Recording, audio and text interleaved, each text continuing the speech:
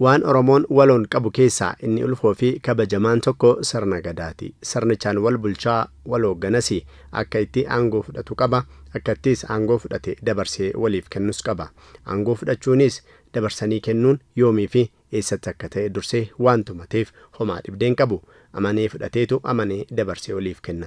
Gadaaf Dimokiraasiin ammayyaa amma addunyaan ittiin wal bulchitu hariiroo qabuu jennee abbootii Gadaa fi Foolleewwan gaafanneerra. Gadaan Dimokiraasiidha.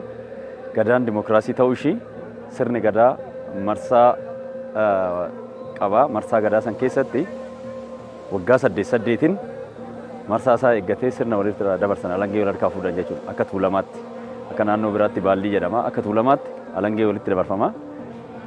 Karaa sirna Gadaa eeggateen ulaagaa sirni Gadaa barbaaduun sirna Gadaa keessatti itti makoorraa haga dhaqee luba ga'utti itti makoo dabballee foollee dooroma jedheet haga dhaqee luba ga'utti sirna isaa eeggatee ulaagaa san keessa nama darbetu abbaa Gadaa ta'a.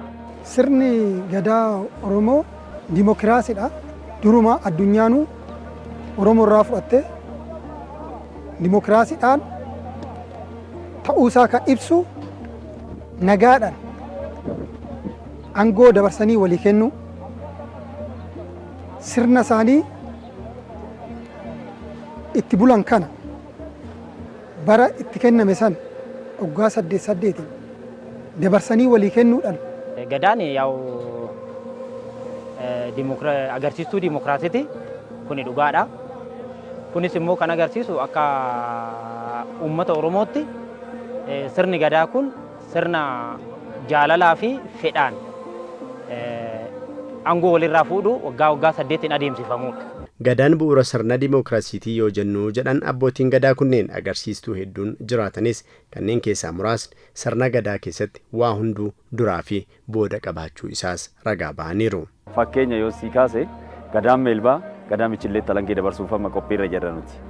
Kanaaf falmii tokko malee, gaaffii tokko malee, rakkoo tokko malee karaa ifaaf bilisa ta'een, karaa dimokiraatawaa ta'een alangee keenya dabarsina jechuudha.